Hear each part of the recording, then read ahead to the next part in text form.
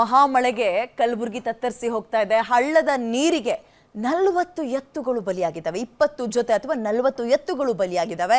ಕಲಬುರಗಿಯ ಜಟ್ಟೂರು ಗ್ರಾಮದಲ್ಲಿ ದಾರುಣ ಘಟನೆ. ಎಂಥವರ ಕರುಳು ಹಿಂಡುವ ಕಣ್ಣಲ್ಲಿ ನೀರು ತರಿಸುವಂತಹ ಘಟನೆ ಇದು. ತಡರಾತ್ರಿ ದನದ ಕೊಟ್ಟಿಗೆಗೆ ಅಪಾರ ಪ್ರಮಾಣದ ನೀರು ನುಗ್ಗಿದೆ. ಕೊಟ್ಟಿಗೆಯಿಂದ ಹೊರ ಹೋಗಕ್ಕಾಗಿಲ್ಲ ಪಾಪ. ಎತ್ತುಗಳು ಸಾವನ್ನಪ್ಪಿವೆ. ಎತ್ತುಗಳು ಸಾವಿನಿಂದ ರೈತ ಅಕ್ಷರಶಃ ಕಂಗಾಲಾಗಿದ್ದಾನೆ. 40 ಎತ್ತುಗಳನ್ನ ಕಳ್ಕೊಂಡು ಅನ್ನದಾತ ಕಣ್ಣೀರು ಹಾಕ್ತಾ ಇದ್ದಾನೆ. ವೆರಿ ಸ್ಯಾಡ್ ಇದು. ಅಂದ್ರೆ ಅವ್ರು ಕಳ್ಕೊಂಡಿರುವಂತಹ ನೋವು, ನಷ್ಟದ ನೋವು ಒಂದ್ ಕಡೆ, ಆದ್ರೆ ಆ ಜೀವಗಳು ಹೋಗಿದೆಯಲ್ಲ. 40 ಎತ್ತು ಅಂದ್ರೆ 20 ಜೊತೆ ಎತ್ತುಗಳು ಎಲ್ಲೋ ಮೇಲಿಗೆ ಹೋಗಿ ಪ್ರವಾಹದಲ್ಲಿ ಸಿಗಾಕೊಂಡಿವೆ ಅಂತ ಅಲ್ಲ, ಕೊಟ್ಟಿಗೆಯಲ್ಲಿದ್ದಂತಹ ಎತ್ತುಗಳು ಸಾವನ್ನಪ್ಪಿವೆ. ಈ ಪ್ರಮಾಣದ ನೀರು ಅದು ಹೆಂಗ್ ಬರ್ಲಿಕ್ಕೆ ಸಾಧ್ಯ? ವಿಪರೀತ. ಅಂದ್ರೆ ತುಂಬಾ ಹತ್ರದಲ್ಲಿ ಡ್ಯಾಮ್ ಇತ್ತು ಅಂತ ಕಾಣುತ್ತೆ. ಏಕಾಏಕಿ ರಾತ್ರಿ ನೀರು ನುಗ್ಗು ಬಿಟ್ಟಿದೆ. ಅಯ್ಯೋ, ಮಲ್ಗಿದ್ದಂತೆಲ್ಲ ಎತ್ತುಗಳು ಸಾವನ್ನಪ್ಪಿವೆ.